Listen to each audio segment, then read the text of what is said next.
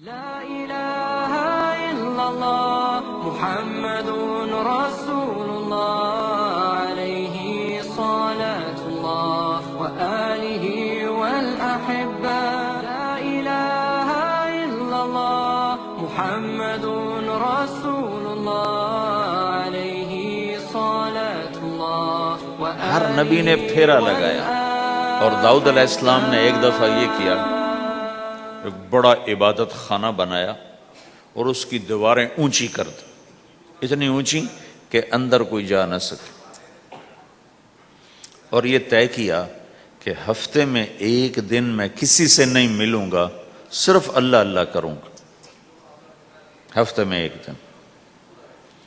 تو وہ پہلا دن تھا، اندر سے تالا لگا دیا اور خود اندر بیٹھ گئے، اور پہلا دن ہے کہ میں آج کسی سے نہیں ملوں گا۔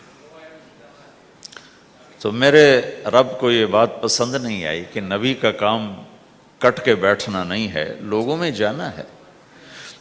تو اللہ تعالیٰ نے انسانی شکل میں دو فرشتے اندر اتار دیے، اذ تصور المحراب ففزع منهم قال لا تخف خصمان بغى بعضنا على بعض فاحكم بيننا۔ کہا جی حضرت ہمارا جھگڑا ہو گیا ہے، ہم آپ سے فیصلہ کروانے آئے۔ تو داؤد علیہ السلام ڈر گئے کہ دروازہ بند ہے، یہ آئے کہاں سے؟ دیوار اتنی اونچی ہے کہ اس کے اوپر سے چھلانگ لگا کے بھی اندر نہیں آ سکتے، تو یہ کون ہے، آئے کہاں سے؟ دروازے کو دیکھیں تالا لگا ہوا ہے، دیوار کو دیکھیں اتنی اونچی ہے، تو کون چھلانگ لگا کے اندر آئے گا؟ تو ڈر گئے۔ تو کہنے لگے جی آپ ڈرے نہیں، ہمارا جھگڑا ہو گیا۔ کہ کیا جھگڑا ہے؟ کیا جھگڑا ہے؟ کہ ان ھذا اخی لہ 99 نعجہ ولی نعجۃ واحدہ فقال اکفلنیھا وعزنی فی الخطاب۔ یہ میرا بھائی ہے، اس کے پاس 99 بکریاں ہیں، بھیڑیں، 99 بھیڑ ہے، اور میرے پاس ایک ہے۔ یہ مجھے کہتا ہے ایک بھی مجھے دے دے، میری 100 پوری ہو جائے۔ تو آپ بتاؤ یہ غلط کر رہا ہے کہ ٹھیک کر رہا ہے؟ اب یہ فیصلہ تو آپ چھوٹے سے بچے سے بھی کروا سکتے ہو، نہیں؟ یہ تو لطیفہ سا بن گیا، داؤد علیہ السلام کے لیے لطیفہ بن گیا کہ ایک آدمی کہتا ہے جی میرے پاس 99 ہے، تیرے پاس ایک ہے، تو ایک مجھے دے دے، میری 100 ہو جائیں۔ تو داؤد علیہ السلام سوچ میں پڑ گئے یہ چکر کیا ہے؟ تو ایک دم ان کو خیال آیا کہ اوہو، یہ تو میرے رب نے مجھے پیغام بھیجا ہے کہ داؤد تجھے بندوں کو دعوت دینے کے لیے بھیجا ہے، مصلی پر بیٹھنے کے لیے نہیں بھیجا۔ ہاں مصلی پر بیٹھنا ہے، اس کے لیے رات ہے۔ قم اللیل الا قلیلا نصفہ او انقص منہ قلیلا او زد علیہ ورتل القرآن ترتیلا۔ چل ومن اللیل فتہجد بہ نافلۃ لک عسیٰ ان یبعثک ربک مقاما محمودا۔ رات ہے، آ جاؤ۔ ان ناشئۃ اللیل ہی اشد وطئا واقوم قیلا۔ آجا آجا، رات بڑی مزے کی چیز ہے، تو اور میں تنہا۔ فَإِذَا فَرَغْتَ فَانصَبْ وَإِلَىٰ رَبِّكَ فَارْغَب۔ آ جاؤ۔ تَتَجَافَىٰ جُنُوبُهُمْ عَنِ الْمَضَاجِعِ يَدْعُونَ رَبَّهُمْ خَوْفًا وَطَمَعًا وَمِمَّا رَزَقْنَاهُمْ يُنْفِقُونَ۔ رات تیری میری، دن میرے بندوں کے لیے۔ نہیں بیٹھ سکتا، تسبیح پکڑ کے نہیں بیٹھ سکتے ہو۔ ہر مسلمان کے ذمہ دعوت ہے، عمل کرے یا نہ کرے۔ آج پھر اس کو دہرا رہا ہوں کہ عمل کرے یا نہ کرے، اوروں کو دعوت دینا ہر مسلمان کے ذمہ ہے۔ اللہ تعالیٰ نے بنو اسرائیل کے بارے میں کہا میری تم پہ لعنت ہے۔ لعن الذین کفروا من بنی اسرائیل علی لسان داود و عیسیٰ ابن مریم۔ اے داود، اے عیسیٰ، ان پر لعنت بھیجو۔ کتنا سخت اللہ کا فرمان ہے۔ اچھا کیوں، کس لیے؟ اللہ نے دو جرم بتائے۔ ذَلِكَ بِمَا عَصَوْا وَكَانُوا يَعْتَدُونَ۔ یہ بہت نافرمان ہو چکے ہیں، بہت نافرمان ہو چکے ہیں، ایک اس کی وجہ سے ان پر اللہ کی لعنت۔ دوسرا کیا ہے؟ كَانُوا لَا يَتَنَاهُونَ عَن مُنْكَرٍ فَعَلُوهُ۔ جو گناہ خود کر رہے ہوتے ہیں اس سے اوروں کو نہیں روکتے۔ كَانُوا لا یتناہون، نہیں روکتے تھے عن منکرن، اس گناہ سے فعلوہ جسے وہ خود کر رہے ہوتے تھے۔ تو اس سے پتہ چلا کہ اگر کوئی نافرمانی بھی کر رہا ہے تو کسی کو اگر دیکھتا ہے نافرمانی کرتے تو اسے سمجھانا اس کے ذمے ہے۔ یعنی اللہ تعالیٰ نے اللہ یوں کہہ رہا ہے کہ کم وقت خود تو برائی کر رہا تھا تو کسی کو روکتا تو صحیح۔ دونوں ہی کام نہیں کیے، نہ خود چھوڑا نہ کسی اور کو روکا۔ تو بھائیو، حرکت کرتے رہنا، اس حرکت میں بڑی طاقت ہے۔ ساری کائنات حرکت میں، اگر رک جائے تو تباہی۔ زمین حرکت کر رہی ہے، سورج حرکت کر رہا ہے، چاند ستارے ہر شے حرکت میں۔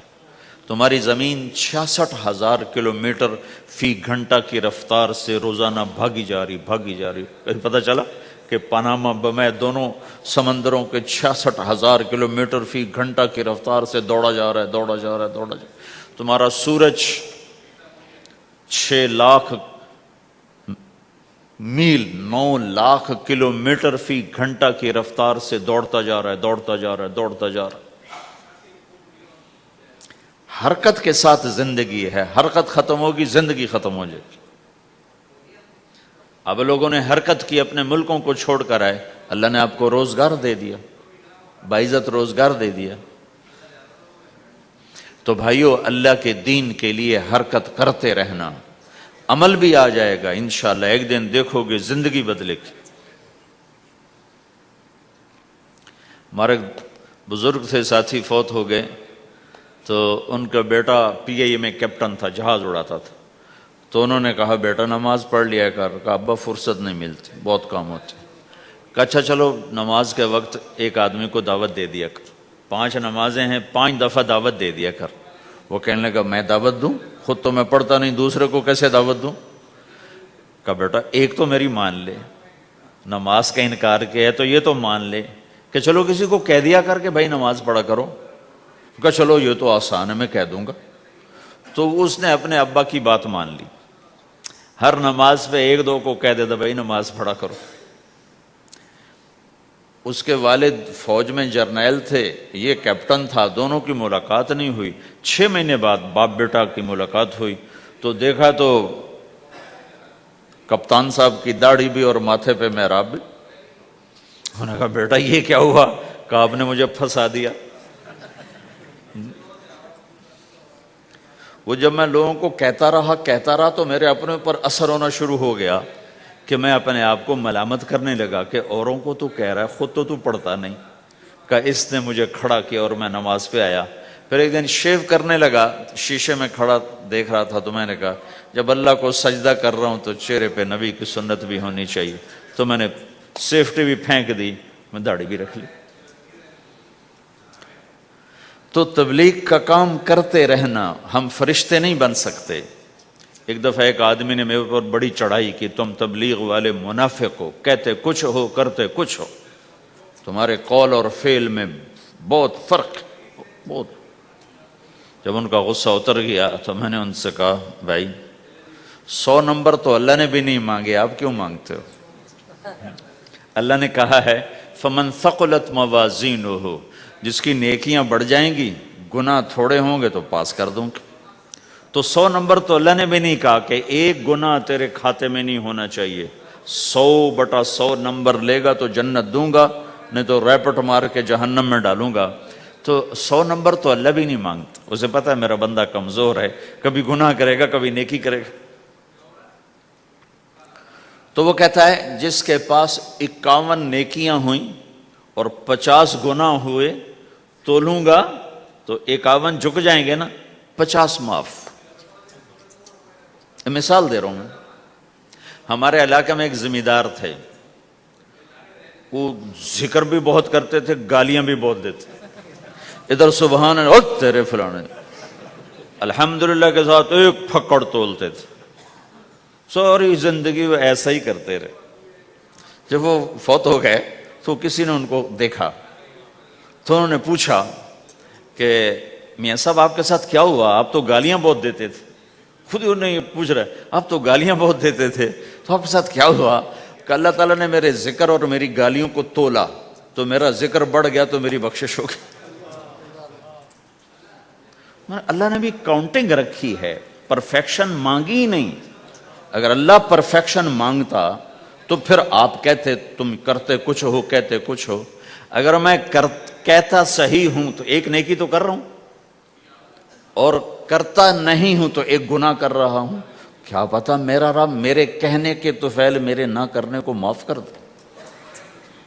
بس ایک صورت میں ہے کام خطرناک کہ اگر میں اس کہنے سننے کو اپنی دنیا بنانے کا ذریعہ بنا لوں پھر خطرناک ہے. أَتَأْمُرُونَ النَّاسَ بِالْبِرِّ وَتَنْسَوْنَ أَنفُسَكُمْ وَأَنْتُمْ تُتْلُونَ الْكِتَابَ.